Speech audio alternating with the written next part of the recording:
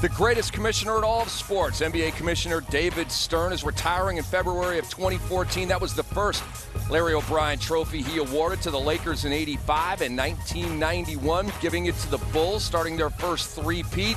In 2005, it was the San Antonio Spurs last year, handing that trophy to the Miami Heat, and doing so again here in 2013 to Heat owner Mickey Arison and Heat president Pat Riley, and for the last time in his illustrious career, lifting that trophy and awarding it to the NBA champion. Here's Dwyane Wade at the podium. My name is 3, not Dwyane. All right, thank you. Dwyane, obviously you're... No. 3? Yes, sir. Mark Schwartz, ESPN 3. You came in here pretty giddy. How does this giddiness compare to the other giddiness from 1 and 2? Well, all the giddiness is the champagne talking. But, you know, man, this is sweet. You know, this is the sweetest one by far because of everything we've been through, everything I've been through individually. And to get here to this moment, to have that kind of performance, that kind of game, help lead my team, special, man, so special. Steve in the back.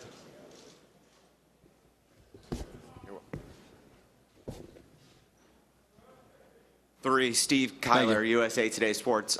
You sat right outside the locker room on the floor there for a few minutes. What was that about? Just wanted to soak it in. You know, we go through life so fast, and we never really get to enjoy moments. It seem like they go past us.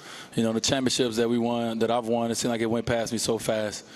And tonight I just wanted to take a minute, take a moment, and just soak in, you know, being a kid from Robbins, Illinois, you know, being a kid from Marquette University, and now having 3 championships. You know, this is a special moment for this organization. It's a special moment for Miami, and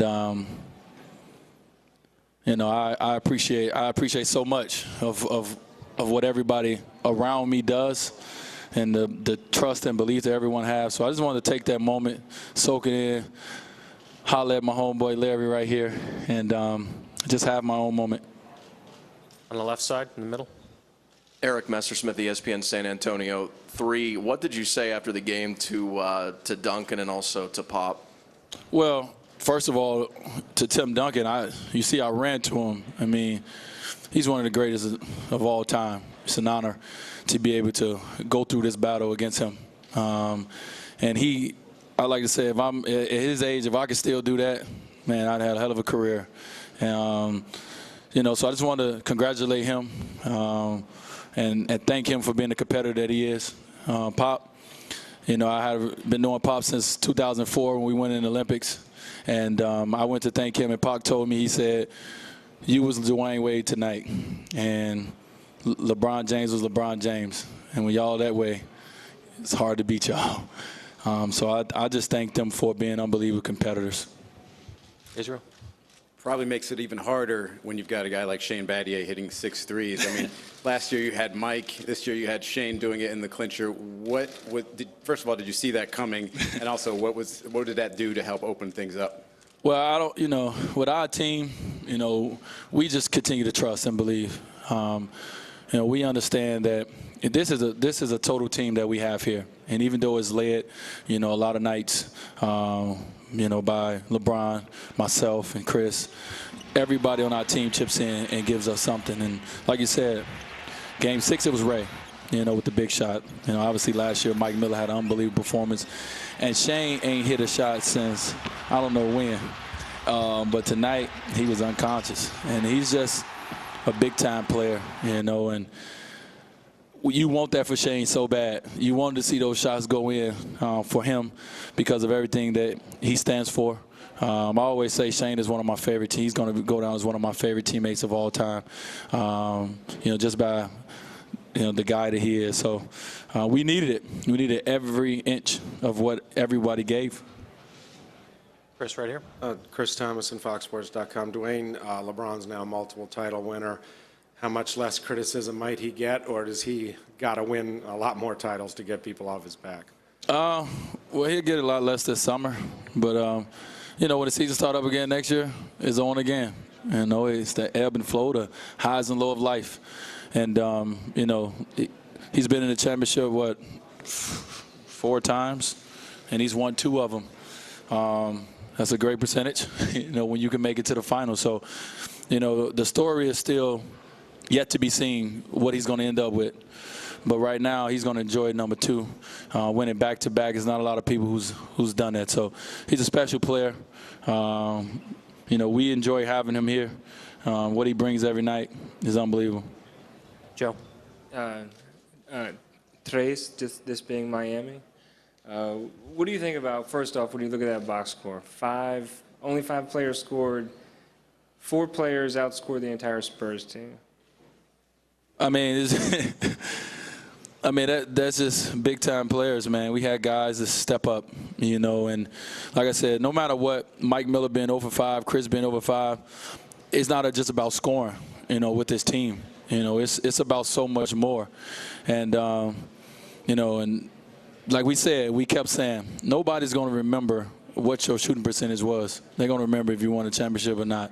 You know, when they talk about Mike Miller, when they talk about Chris, et cetera, they're going to talk about them winning 2 championships. They're not going to talk about them only taking 5 shots and missing 5. You know, those guys made a positive impact.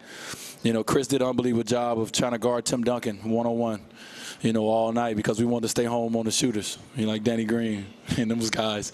So, you know, total team effort. And then the knee, just, you know, put it into words how painful it was at times. I know that off and on, you know, it was shooting pains throughout the postseason, but, you know, did you ever consider taking games off? Were you asked to take games off? Just No, I never considered. You know, I'm about gutting it out, and I talked to my knees today. We had a conversation, and I told them, I said, listen, both of you guys, if y'all can give me one great game, y'all have a great summer.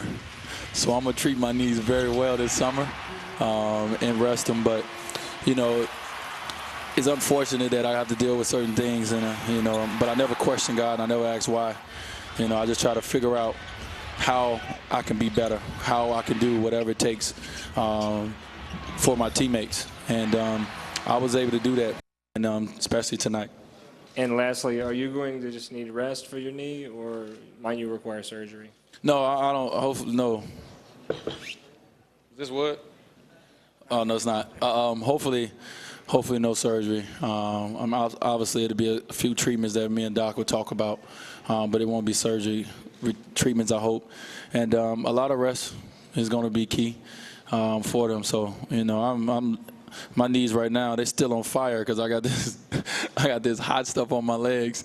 But hopefully no surgery at all. Last 3 questions in the back, Mike Wallace, and then over here. I was waiting on you, Mike, saying he was going to jump in there. In the back. First question in the back there. Mike Lubitz, 940 wins, Miami. 3, call you 3. People seem to doubt you time and time and time again, and every time you're doubted, you put on a performance like you did tonight. What do you say to those people that continue to doubt you? I don't say anything. You know, everybody has an opinion. And in this world we live in today, everyone can use that opinion. But, you know, without doubt, maybe I'm not here today. So that's fine. You know, as I said many times, my belief is stronger than your doubt. And I'm always going to believe. And you can, when it's a big game, I don't care what I'm going through, number 3 going to show up, and he's going to do something to help his team win. Michael? That trophy up there probably means something different to each 15 of the guys on the roster. But collectively, what does it say about the team and where you guys are? And does it feel like it's just starting to put a run together? Well, I mean, it says a lot about, you know, where we at now, you know, the team that we are. You know, 2010, our first year together, you know, we tried to make it work, and we just wasn't a team that we needed to be to gut a game 6 out, you know, to win a game like that. And to be in the championship 3 years in a row, to win 2 of those 3, is unbelievable. Everybody can't get to the finals and win 6 in a row. You win 6 and not lose one like Michael Jordan. Everybody doesn't do that. But we are excited about the future of this organization. We are still a good team, and we're going to do everything we can to make sure that we can stay competitive. And adding a guy like Ray Allen, adding a guy like Birdman, this organization doesn't rest on trying to make sure that we can put ourselves in a position to have a trophy like this. So we'll be back next year again, looking to do it again. And as a follow-up, Pat Riley said coming into the playoffs that he believed you guys can make a San Antonio Spurs type dominant run, if you stay together. Is that something that you guys have talked about at this point, staying together beyond those options that you have in your contracts? We haven't talked about, we living in the moment. We're not thinking about the future right now. We're not thinking about the past. We're living in this moment right here, and it's a sweet moment to live in. So, obviously, San Antonio has had a great run. They've had pretty decent luck when it comes to health, with Tim Duncan being pretty healthy and Tony Parker staying healthy. Me and Ginobili got this bug thing going on, but he's still, one of the toughest, fiercest competitors out there. So, it would be sweet to be able to have, a long run like the Spurs, but, we'll get to that when we get to that. Last quick question on the front. This is very fast. How you doing, Dwyane? I'm from Univision. My name is Fernando Fiore. And in the name of all the Spanish-speaking fans in Miami, gracias. And if they ask you something in Spanish, you are a true campeón, because I see champions there. And do you feel the Spanish-speaking fans supporting this team every single night? Well, our fans have grown, since I walked through those doors 10 years ago. And people say what they want to say about Miami fans, but we love them. They're our fans. And they tearing the city down right now. They're enjoying this. So, we got some of the best fans for us. And we appreciate them and what they bring to us. That's why we was able to be dominant here at home this year, because of their support. So for all the fans in Miami, every community that support us, we thank you. Is that it? That's it. Thank you, guys, for a great year of coverage. Hey, now. Oh, wait. You put that trophy on the side. Touch the people.